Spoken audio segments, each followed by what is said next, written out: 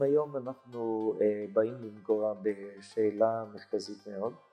למה לאדם להתחתן? למה לאדם להתאמץ, להשקיע, להקים משפחה? האם בזה האדם יוצא מורווח או האדם מופסד? אולי האדם בזה מוותר על דברים שנראים לא חשובים, לטובת דברים שהם פחות חשובים. שמא האדם מעדיף שיבחר אולי מסלול חיים של בודד, של לבד, או האם אנחנו ניפגש עם לא טוב היות אדם לבדו ולמה. נגדיר את האדם כנברא שעניינו לצאת אל הפועל. יש בו כוחות חיים מאוד גדולים, כוחות אלה צריכים להופיע. ויש לאדם אפשרות להעמיד את עצמו באתגרים מלאכותיים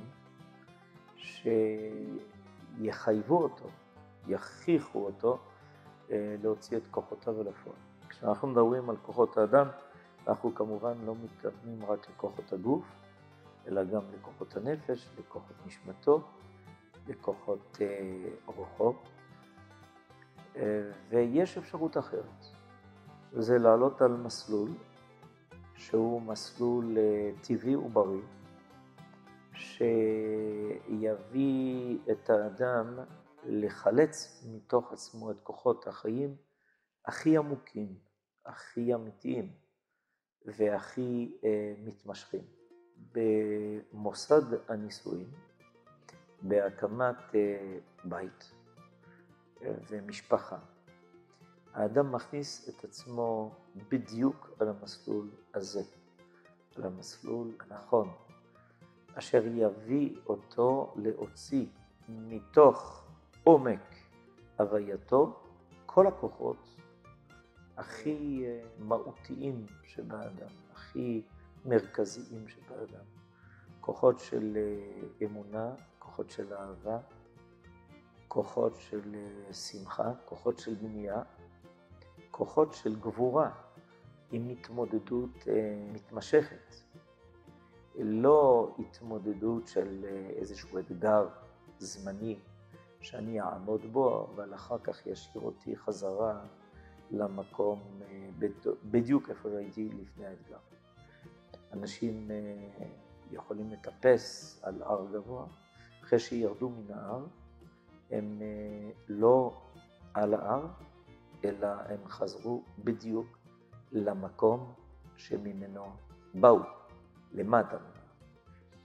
אבל יש בחיים האמיתיים האלה של אדם שבונה בית, שמתחתן, שמביא ילדים לעולם, שמחנך אותם, יש פה אדם שמטפס על הר, אבל לא יורד ממנו, אלא בעבודה מתמשכת, בעמל קבוע, במאמץ רציף. אדם שעולה ועולה, ופעם נדרש להופיע כוחות כאלה, פעם כוחות אחרים, ואם הוא יעבור את כל מסלול החיים שלו עד הסוף, אז הוא יזכה שמה שהוא זרע לפעמים הזורים בדמעה, אבל ברינה יקצור עוד בחייו וגם הרבה אחרי חייו. אבל אנחנו מאמינים שחיי האדם הם נצח. לכן בוודאי שצריך להיות אכפת לו מאוד לאדם, לא רק על מה שהוא עושה כאן, אלא על מה שקורה עמו תמיד, כאן ושם. והטבע הבריא שהקדוש ברוך הוא ברא בעולמו, הבורא, יתברך שמו, ששם בעצם המהלך הזה, שנקרא על כן יעזוב איש את אביו ואת אמו ודבק באשתו ויהיו לבשר אחד. המהלך הבריא הזה באופן מאוד טבעי, מאוד נכון, מאוד אמיתי, מאוד מדוד, מאוד שקול, במידה נכונה, בלי קצוות, בלי דברים קיצוניים. בסופו של דבר המסלול הזה הוא מרומם את האדם, הוא משכלל אותו, הוא משפר אותו, הוא מביא אותו להיות אדם טוב, להיות אדם אוהב, להיות אדם תורם, להיות אדם נותן, ממקום של אדם שבתחילת הופעתו היה בעיקר אדם מקבל, הוא הופך להיות אדם הרבה יותר כללי, יותר משפיע, ועכשיו יוצא מפרטיותו מהמעגל, וככה בעצם נברא העולם, וככה נברא האנושות.